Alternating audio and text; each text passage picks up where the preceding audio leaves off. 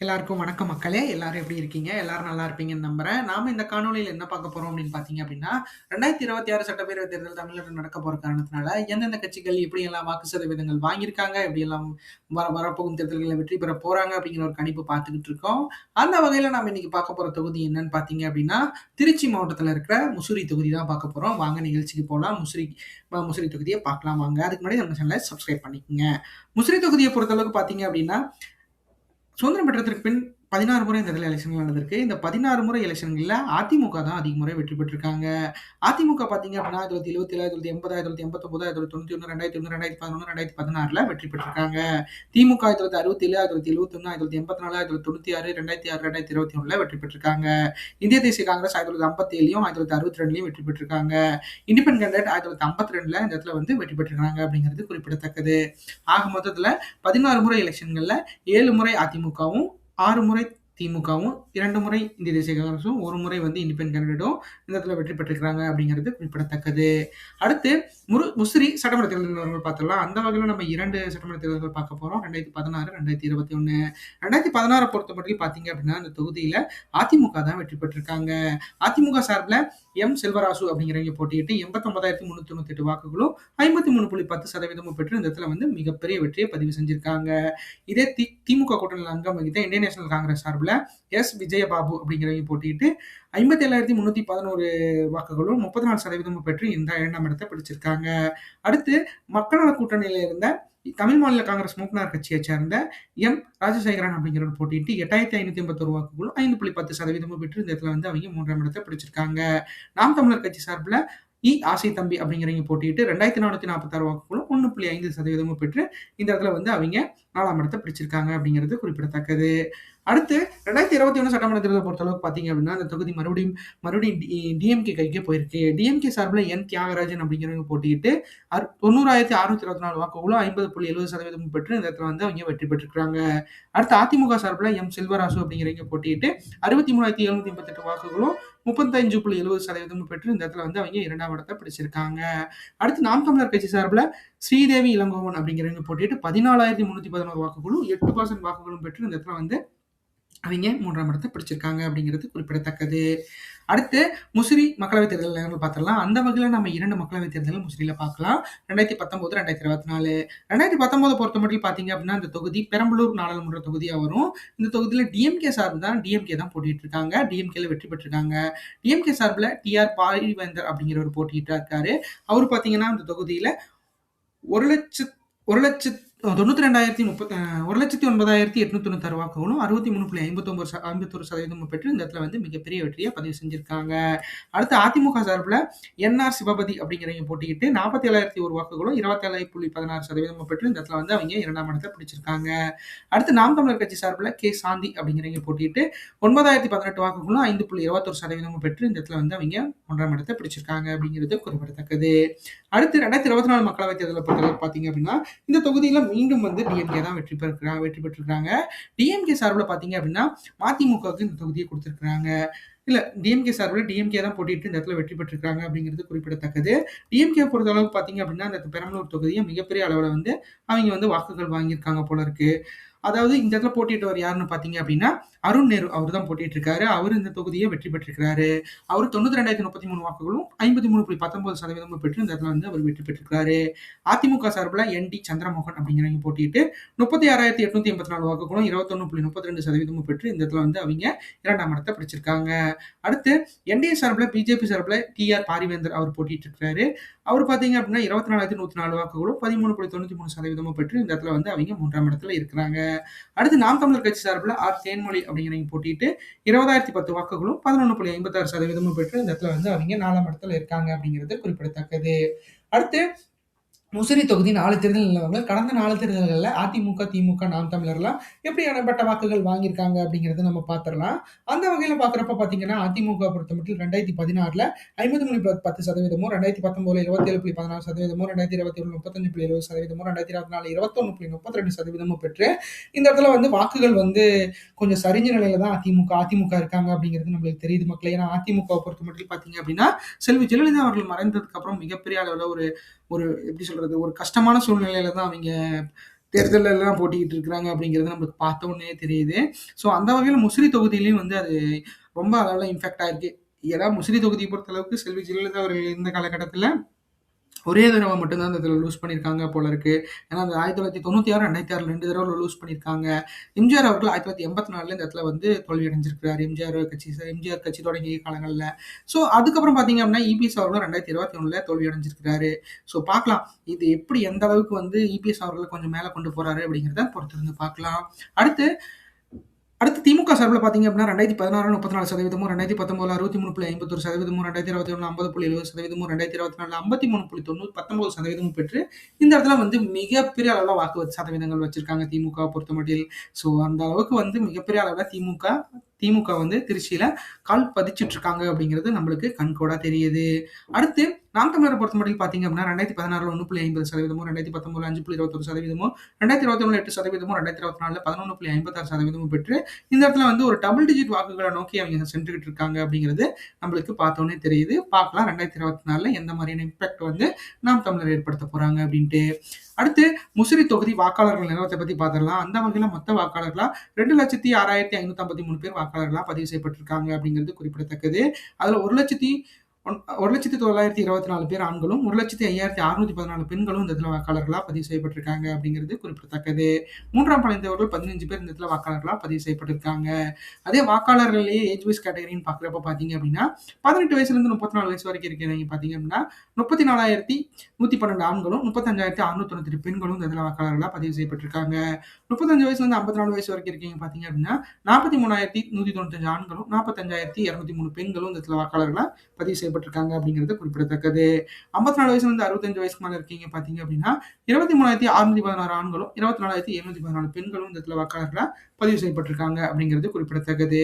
ஆக மொத்தத்துல பார்த்தீங்க அப்படின்னா, இந்த இடத்துல வந்து யங்ஸ்டர்ஸோட வாக்கு சதவீதங்கள் வந்து ஒரு 34% இருக்கு.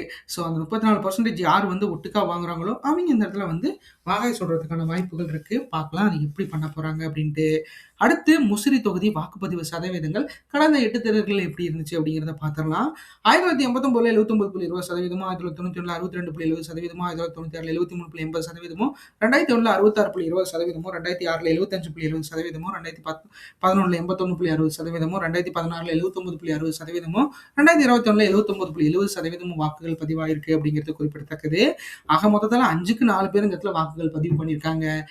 2026 தேர்தல் வாக்குப்பதிவு எதிர்பார்ப்பு சதவீதத்தை பொறுத்தளவுக்கு 80.30% வாக்குகள் வந்து இந்த இடத்துல பதியறதுக்கு வாய்ப்புகள் இருக்கு மக்களே.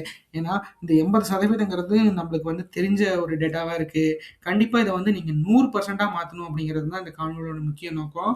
ஏன்னா எல்லாரும் ஓட் பண்ணுங்க. ஓட் பண்ணா மட்டும்தான் நம்மளால வந்து நம்மளோட கோரிக்கைகளை நம்மள வந்து நிறைவேற்ற முடியும் அப்படிங்கிறது நம்மளுக்கு தெரிஞ்ச உண்மைதான். மறுபடியும் நானும் வளர்ந்து சொல்றேன். அதை கண்டிப்பா எல்லாரும் ஓட் பண்ணுங்க. ஓட் பண்ணி ஒரு நல்ல மனிதர்கள் தேர்ந்தெடுக்கணும் அப்படிங்கிறதுல எனக்கு எந்த ஒரு ஐயமும் இல்ல. அது உங்களுக்கும் எந்த ஒரு ஐயமும் இல்லாம தேர்ந்தெடுங்க அப்படிங்கிறது தான் இந்த காணொலியோட முக்கிய நோக்கமே. அடுத்து முசிறி தொகுதி 2026 தொகுதி எதிர்பார்ப்பு 2026ல எப்படியான வாக்குகள் பதிவாகும் அப்படிங்கிறத நம்ம பார்த்துடலாம். அந்த வகையில பார்க்குறப்ப பார்த்தீங்க அப்படின்னா, நம்மளுக்கு இந்த தொகுதியில இந்த தடவ அதிமுக வந்து இந்த தொகுதியை கைப்பற்றதுக்கான வாய்ப்புகள் இருக்கு. ஏன்னா 2024 பொறுத்தமட்டில் பார்த்தீங்க அப்படின்னா, அந்த தொகுதியில அந்த அளவுக்கு வந்து ரொம்ப பெரிய வாக்குகள் வரலனாலும், ஏன்னா 2024 வந்து மிகப்பெரிய அளவுல திமுக வந்து நல்ல ஸ்ட்ராங்கான ஒரு டீமோட இறங்குனாங்க. பட் ஆனா அதிமுகவும், என்டிஏவும் பார்த்தீங்க அப்படின்னா ரொம்ப ஸ்ப்ளிட்டா இருந்தாங்க. ஸோ இதெல்லாமே ஒட்டுக்கா இருக்க காரணத்தினால, இந்த தொகுதியில அதிமுக கூட்டணி வெற்றி பெறுவதற்கான வாய்ப்புகள் இந்த வந்து கூடி வந்திருக்கு. அந்த வகையில பார்க்குறப்போ அதிமுக பொறுத்தமட்டில் 38.04%, 63,090 வாக்குகளும் பெறுவதற்கு வாய்ப்புகள் அதிகமா இருக்கு. ஏன்னா அதிமுக பொறுத்தமட்டில் பார்த்தீங்க அப்படின்னா, இந்த தொகுதியில வந்து அவங்க மிகப்பெரிய அளவுல வலுவான கூட்டணிகள் தான் இருந்திருந்திருக்காங்க. ஸோ அந்த வகையில பார்க்குறப்ப பார்த்தீங்க அப்படின்னா, இந்த தடவ வந்து இபிஎஸ் அவர்கள் மிகப்பெரிய அளவுல எல்லா மாவட்ட செயலாளருக்கும் மிகப்பெரிய அளவுல ஒரு கட்டளையிட்டு இருக்காரு. நம்மளுக்கு போன தடவை எந்தெந்த தொகுதிகள் வாஷ் அவுட் ஆச்சோ, அந்தந்த தொகுதிகள்ல அந்தந்த மண்டலங்கள்ல வந்து மிகப்பெரிய அளவுல வந்து நம்ம கேரி ஓவர் பண்ணணும். முக்கியமா பார்த்தீங்க அப்படின்னா, திருச்சி மண்டலமும், இந்த டெல்டா மண்டலங்கள்ல இருக்க அந்த 28 தொகுதிகள வந்து மேக்ஸிமம் நம்ம 70% வந்து ஆக்குபை பண்ணணும் அப்படிங்கிற ஒரு கட்டளையிட்டு இருக்கிறது நம்மளுக்கு இது தெரிஞ்சிருக்கு. ஸோ அந்த வகையில பார்க்குறப்ப பார்த்தீங்க அப்படின்னா, இந்த தொகுதியை பொறுத்தளவுக்கு பார்த்தீங்க அப்படின்னா, நம்மளுக்கு திருச்சி, அப்புறம் தஞ்சாவூர், புதுக்கோட்டை, அப்புறம் நம்மளோட நாகப்பட்டினம், அப்புறம் இந்த இந்த சைடுல கீழ இருக்க இந்த ராமநாதபுரம் அதெல்லாம் இந்த ராமநாதபுரம் வராது. ஸோ அந்த வகையில இருக்க அந்த இதெல்லாம் அந்த பெல்ட் எல்லாம் பார்த்தீங்க அப்படின்னா 28 தொகுதிகள் இருக்கு. ஸோ இந்த 28 தொகுதிகள்ல குறைஞ்சபட்சம் 21 தொகுதிகளையாச்சும் நம்ம கைப்பற்றணும் அப்படிங்கிறதுல மிகப்பெரிய அளவுல வந்து இபிஎஸ் அவர்கள் வியூகம் வகுத்துட்டு இருக்கிறதா நம்மளுக்கு சொல்லியிருக்காங்க. ஸோ அந்த அளவுக்கு வந்து ஏன்னா டெல்டா போன தடவையும் வாஷ் அவுட், திருச்சியும் வாஷ் அவுட், கரூரும் வாஷ் அவுட். கரூர் 4க்கு 4 அவுட் ஆயிருச்சு. ஸோ அதெல்லாம் வச்சு பார்க்குறப்ப பார்த்தீங்க அப்படின்னா கும்பகோணம் அதாவது திருச்சி மண்டலத்த கண்டிப்பா வந்து நம்மளோட இந்த தடவ வந்து நம்மளோட கூட்டணி வெற்றி பெறணும் அப்படிங்கிறதுல அவங்க உறுதியா இருக்காங்க. ஸோ அதுக்கு வந்து கண்டிப்பா வந்து ஒரு ஒரு ஒரு சின்ன சமிக்கை மாரி இந்த முசிறி தொகுதி இருக்கு அப்படிங்கிறதுல நமக்கு எந்த ஒரு ஐயமும் இல்ல. பார்க்கலாம் அது எந்த அளவுக்கு எப்படி இருக்க போகுது அப்படின்ட்டு. அடுத்து திமுக பொறுத்தமட்டில் பார்த்தீங்க அப்படின்னா 36.99% 61,344 வாக்குகளும் 47 வாக்குகளும் பெறுவதற்கு வாய்ப்புகள் இருக்கு. ஏன்னா திமுகவை பொறுத்தமட்டில் பார்த்தீங்க அப்படின்னா, அந்த தொகுதியில மிகப்பெரிய அளவுல வந்து 2021ல வெற்றி பெற்றிருந்திருக்காங்க அப்படிங்கிறது நம்மளுக்கு தெரிஞ்ச விஷயம் தான். ஸோ ஆனா 2024 பொறுத்த அளவுக்கு பார்த்தீங்க அப்படின்னா, அந்த இடத்துல வந்து அ மிகப்பெரிய அளவுல வந்து இந்த நம்மளுக்கு எப்படி சொல்றது? அ அந்த அருண் நேரு அவர் வந்து நேருவோட மகன் அப்படிங்கிற காரணத்தினாலேயே அந்த அந்த ஒரு பிளேஸ்லயே வந்து மக்கள் வந்து வாக்குகள மிகப்பெரிய அளவுல பதிவு பண்ணியிருக்காங்க. ஸோ இந்த தடவ வந்து திமுக மேல சில விமர்சனங்கள் இருக்கிற காரணத்தினால, அது வந்து முசிறி தொகுதியில மிகப்பெரிய அளவுல அஃபெக்ட் ஆகுறதுக்கு வாய்ப்பு இருக்கு. ஏன்னா, பெரம்பலூர பொறுத்தளவுக்கு பார்த்தீங்க அப்படின்னா, அந்த இடத்துல இருக்க 2 தொகுதிகள் வந்து அவரு நம்ம சிவசங்கரன் அவரோட கண்ட்ரோல்ல இருக்கு. ஸோ நேரு அவர்களோட கண்ட்ரோல்லயே திருச்சி இருக்கு அப்படிங்கிறதுல எந்த ஒரு ஐயமும் இல்ல.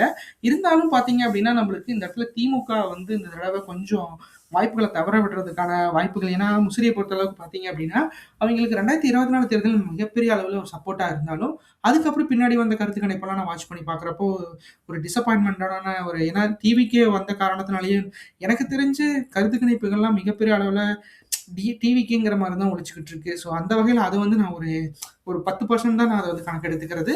ஸோ இருந்தாலும் முன்னாடி வாங்குன மொத்தம் ஒரு லாட் ஆஃப் கேட்டகரிஸ் வச்சு தான் நான் இத வந்து அறிவே பண்ணியிருக்கேன். ஸோ என்னோட கணிப்பு கரெக்ட் அப்டின்னா, அந்த தொகுதியில 36.99% 61,347 வாக்குகளும் வந்து திமுக கூட்டணி பெறுவதற்கான வாய்ப்புகள் இருக்கிறத நம்மளால உறுதியா சொல்ல முடியும். ஸோ அது அந்த வகையில ஏன்னா வெற்றி பெறுவதற்கான சாத்தியக்கூறுகள் எனக்கு அதிகமா இருந்தாலும், இவங்க எந்த மாரியான வாக்குகள் வந்து இந்த தடவ வாங்க போறாங்க அப்படிங்கிறத நாம பொறுத்திருந்து பார்க்கலாம். அடுத்து நாம் தமிழர பொறுத்தமட்டில் பார்த்தீங்க அப்படின்னா 10.31% 17,102 வாக்குகளும் பெறுவதற்கு வாய்ப்புகள் இருக்கு. ஏன்னா நாம் தமிழர பொறுத்தமட்டில் பார்த்தீங்க அப்படின்னா, இந்த தொகுதியில வந்து கடந்த 4 தேர்தல்கள்ல அவங்க ஒரு நல்ல ஒரு பெர்ஃபார்மன்ஸ் பெற்றிருக்காங்க. ஆனா டபுள் டிஜிட் வாக்குகள இப்ப தான் வந்து கொஞ்சம் போயிருக்காங்க அப்படிங்கிறது நம்மளுக்கு தெரியுது.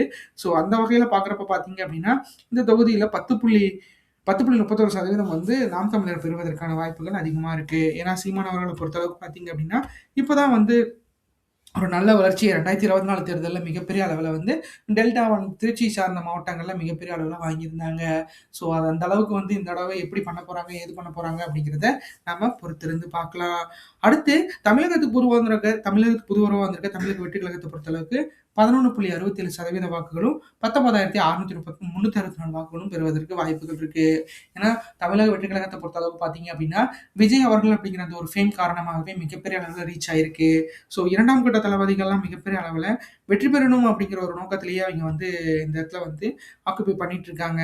ஸோ அது எந்த அளவுக்கு எப்படி இருக்க போகுது, என்ன பண்ண போறாங்க, எப்படி பண்ண போறாங்க அப்படிங்கிறத நம்ம பொறுத்திருந்து பார்க்கலாம்.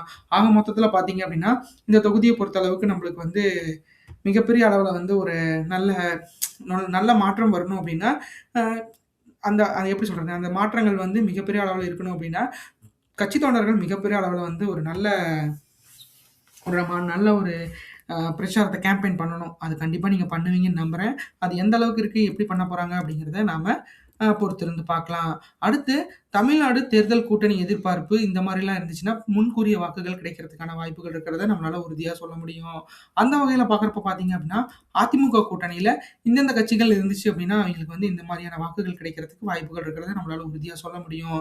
அது எப்படின்னா, அதிமுக பாஜக, பாமக, அம்மா மக்கள் முன்னேற்றக் கழகம், தமிழ் மாநில காங்கிரஸ்லாம் இருந்தாங்க அப்படின்னா, 38.04% வாக்குகள் வாங்குறதுக்கு வாய்ப்புகள் இருக்கு. ஏன்னா, அதிமுக கூட்டணிய பொறுத்தளவுக்கு பார்த்தீங்க அப்படின்னா, இப்ப மிகப்பெரிய அளவுல வந்து அவைங்க ஒரு நல்ல வாக்குகள பதிவு செஞ்சுட்டு இருக்காங்க. ஸோ, அவங்க கூட்டணிகளும் மிகப்பெரிய அளவுல ஸ்ட்ராங்கா இருக்க காரணத்தினால, அந்த தொகுதி வாக்குகள் வந்து என்டிஏ கூட்டணிக்கு கிடைக்கிறதுக்கு வாய்ப்புகள் இருக்கு. கூட்டணிய பொறுத்தளவுக்கு பார்த்தீங்க அப்படின்னா, அந்த தொகுதிய கண்டிப்பா கூட்டணிக்கு ஒதுக்குறதுக்கு வாய்ப்புகள் இருக்கு. ஆனா ஏடிஎம்கேவே நின்னாங்க அப்படின்னா, வெற்றி பெறுவதற்கான வாய்ப்புகளும் அதிகமா இருக்கிறத நம்மளால உறுதியா சொல்ல முடியும். அது எந்த அளவுக்கு எப்படி பண்ண ஏன்னா இபிஎஸ் அவர்கள பொறுத்தளவுக்கு பார்த்தீங்க அப்படின்னா, மிகப்பெரிய அளவுல வந்து நம்ம வெற்றி பெற்றாகணும் அப்படிங்கிறத உறுதி பூண்டு இருக்க காரணத்தினால, கண்டிப்பா அதுக்கான முயற்சிகள வந்து அவர் செய்வாரு அப்படிங்கிறதுல எந்த ஒரு ஐயமும் இல்ல. ஸோ அது எந்த மாரி எப்படி பண்ண போறாரு, ஏது பண்ண போறாரு அப்படிங்கிறத நம்ம பொறுத்திருந்து பார்க்கலாம். அடுத்து திமுக கூட்டணிய பொறுத்தளவுக்கு பார்த்தீங்க அப்படின்னா, இந்திய தேசிய காங்கிரஸ், சிபிஐ, சிபிஎம், விடுதலை சிறுத்தைகள் கட்சி, மக்கள் நீதி மய்யம், மதிமுக போன்ற கட்சிகள்லாம் அவங்களோட 2019ல இருக்கிறாங்க. மக்கள் நல மக்கள் நீதி மய்யம் வந்து 2022க்கு அப்புறம் இருக்காங்க அப்படிங்கிறது நம்ம குறிப்பிடத்தக்கது. ஸோ அந்த வகையில பார்க்குறப்ப பார்த்தீங்க அப்படின்னா, இந்த தொகுதியில வந்து திமுக மிகப்பெரிய அளவுல ஏன்னா 2021லயே வந்து அவங்க வெற்றி பெற்றிருந்தாங்க அப்படிங்கிறது நம்மளுக்கு குறிப்பிடத்தக்கது.